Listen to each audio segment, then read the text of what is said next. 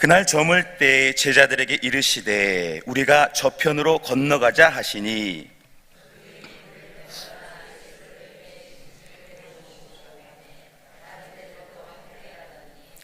큰 광풍이 일어나며 물결이 배에 부딪혀 들어와 배에 가득하게 되었더라.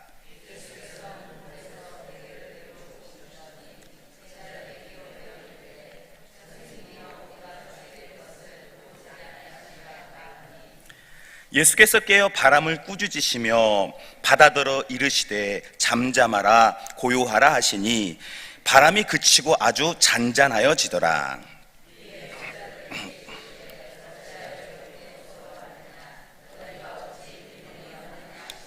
합독하겠습니다. 그들이 심히 두려워하여 서로 말하되 그가 누구이기에 바람과 바다도 순종하는가 하였더라. 아멘. 때로는 열심히 예수님을 믿어도 어려운 시험이 올 때가 있습니다. 그것은 주님께서 우리를 힘들게 하려고 하는 것이 아니라 이제 여러 가지 과정들을 통해서 우리의 믿음을 굳건히 세우시려는 주님의 선한 의도가 있음을 우리가 깨닫게 되어집니다. 오늘 본문의 말씀은요, 이제 예수님과 함께 배를 타고 이동하던 제자들에게 큰 광풍이 일게 되었습니다. 그런데 이 바람이 어찌나 크고 거세던지 어부 출신이었던 제자들도 두려워서 살려달라고 막 고래고래 소리를 칠 정도의 바람이었습니다. 분명 예수님께서 얘들아 건너가자, 이제 저편으로 넘어가자 라고 말씀에 순종하여 제자들이 이 뱃길을 돌린 것이지만, 또 주님께서 지금 현재 배 안에 계시지만 생각지 못한 또 광풍을 맞이하게 되어진 것입니다. 오늘 본문의 37절 우리 함께 읽겠습니다. 큰 광풍이 일어나 배에 부딪혀 들어와 가득하게 되었더라. 이 물이 어찌나 크고 거세던지 배 안으로 이 물이 가득하게 되었습니다. 베테랑인 어부인 그들이 보기에도 너무나 크고 강한 바람이었음을 기록하고 있는 것입니다. 자, 그런데 이때 예수님께서는 무엇을 하고 계셨다라고 말씀하십니까? 38절 우리 함께 38절 읽겠습니다. 예수께서는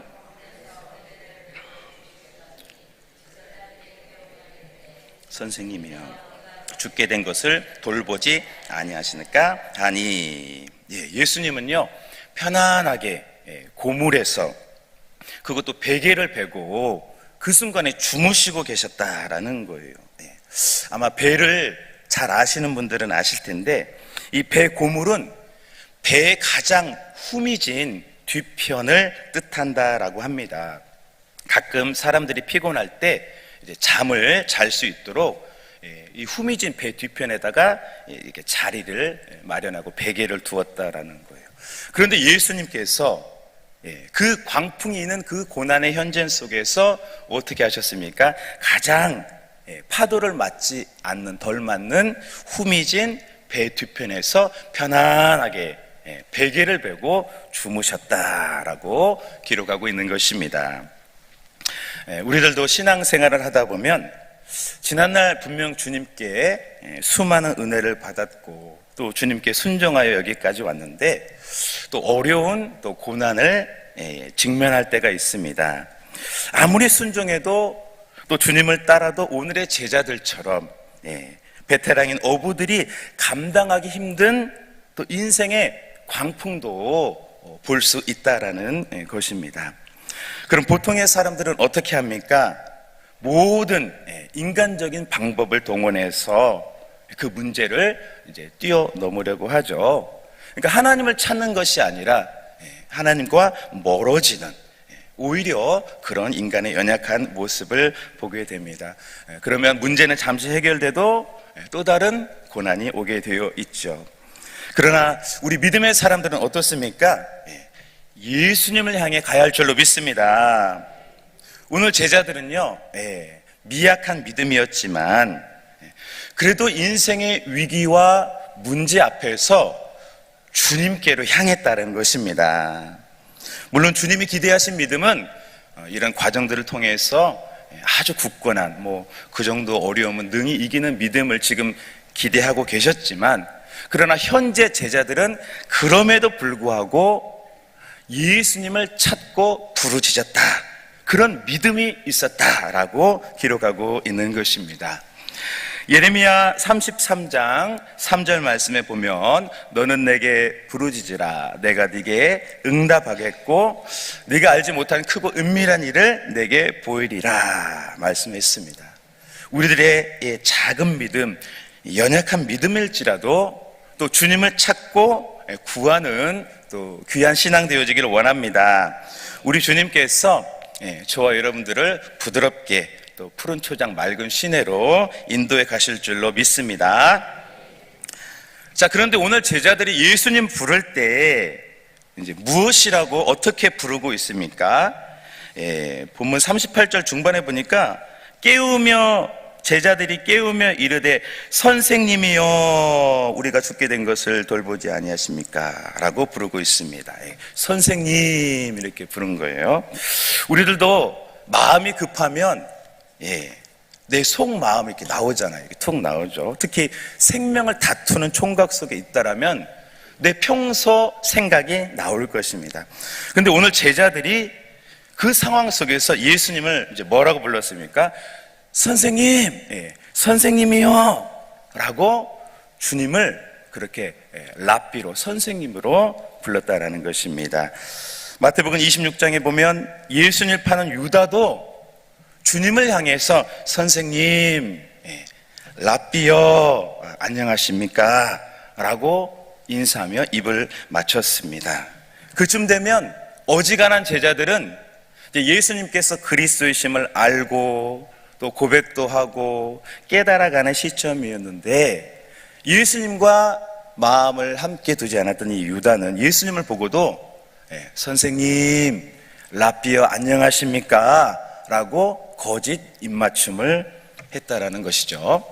세상 사람들은 세계 4대 성인이라고 해서 누구 또 예수님이라고 손을 꼽습니다. 또 그들도 성탄절이면 예수님이 탄생한 것을 알기는 압니다. 그런데 예수님이 누구신지, 진짜 예수님이 누구신지를 그렇게 모르고 산다라는 것입니다. 오늘 본문의 제자들은 부지불식간에 예수님을 향해서 선생님, 선생님이라고 불렀습니다. 아직은 예수님께서 누구신지를 모르고 있다라는 것입니다.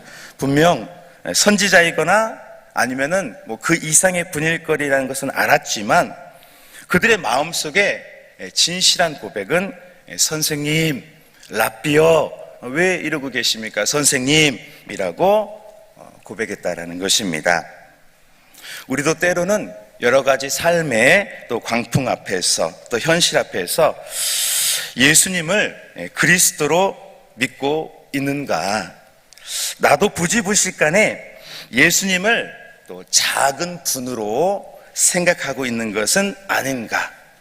또 성전에서 예수님을 주님으로 높이고 당연히 독생자 예수님으로 높여드리지만 인생의 큰 문제와 위기 앞에서 또 베테랑인 내가 봐도 너무 큰 문제의 위협을 맞닥뜨릴 때 나는 진실로 또 예수님을 주님으로 하나님으로 높여드리고 있는가라고 질문해 보길 원합니다. 오늘 예수님께서 왜 이런 환경을 허락하셨겠습니까? 바로 이 과정들을 통해서 주님이 누구신지를 경험적으로 피부적으로 알게 하려고 허용하셨다라는 것입니다.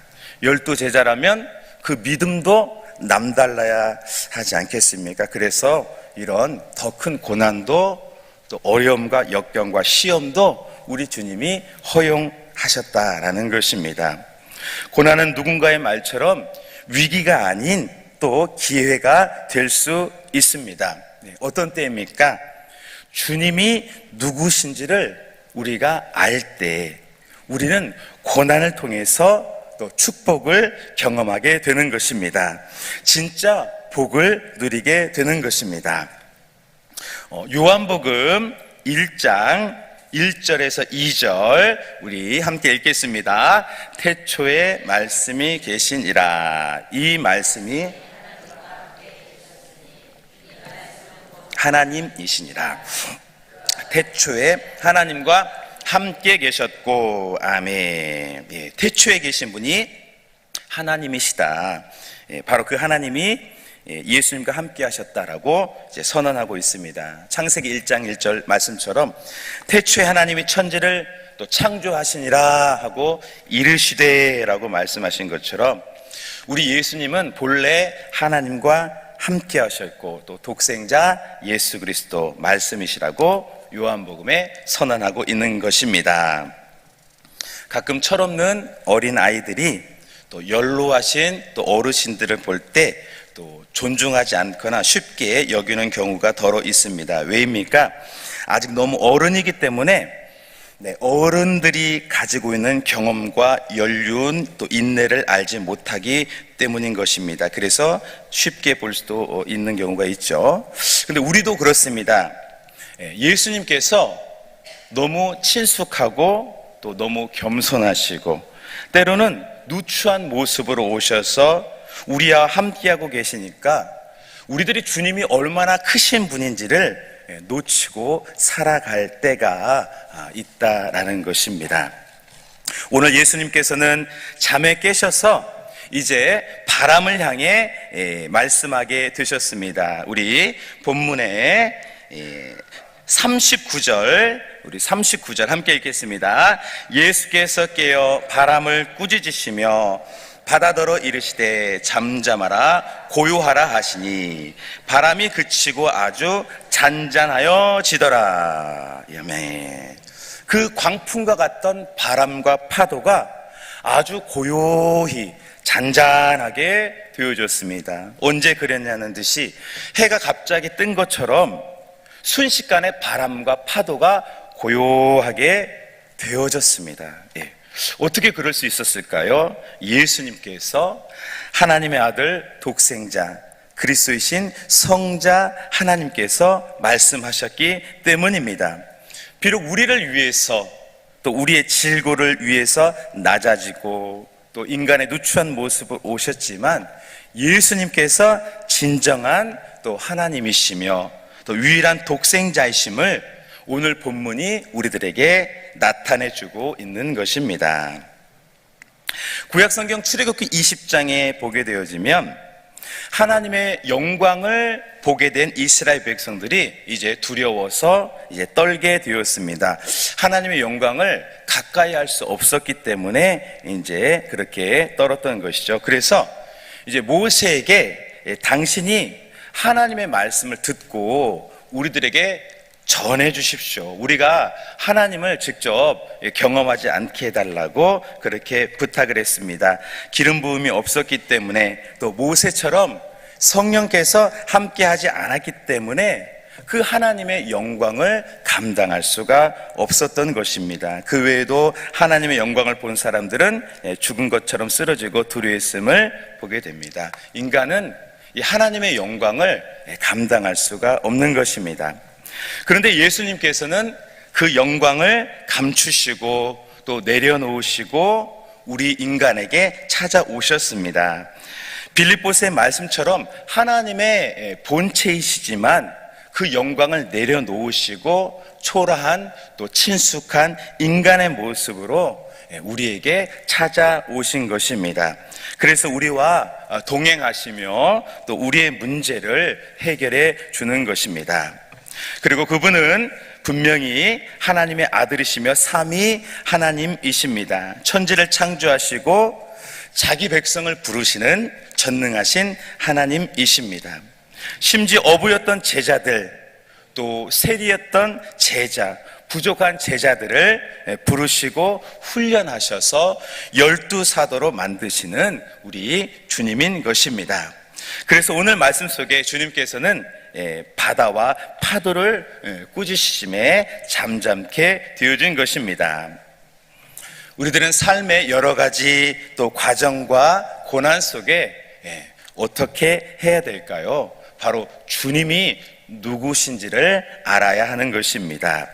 베드로후서 1장 2절 우리 함께 읽겠습니다. 하나님과 우리 주 예수를 알므로 은혜와 평강이 너희에게 더욱 많을지어다. 아멘. 네. 하나님과 우리 주님을 알 때에 그분이 진정으로 누군지 우리가 깨달을 때에 우리 삶의 은혜와 평강이 더욱 많다라고 기록했습니다. 저와 여러분들은 예수님께서 그리스도로 고백하는 또 날마다 복된 삶 살게 하실 줄로 믿습니다. 자, 오늘 제자들의 마지막 고백의 말씀 우리 본문의 41절 우리 함께 읽겠습니다. 그들이 심히 두려워하여 서로 말하되 그가 누구이기에 바람과 바다도 순종하는가 하였더라. 아멘.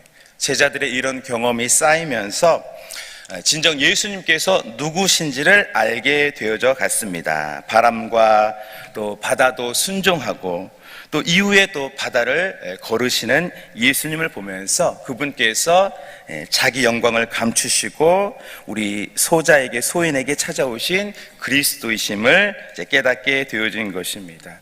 그리고 그런 경험들이 쌓이고 쌓여서 이제 제자들이 사도의 역할을 이제 감당하게 되어졌다라는 것이죠. 우리들도 여러 가지 문제 해결 속에서 인간적인 정답을 찾는 것이 아니라 예수님께서 누구신지를 아는 은혜가 있기를 원합니다.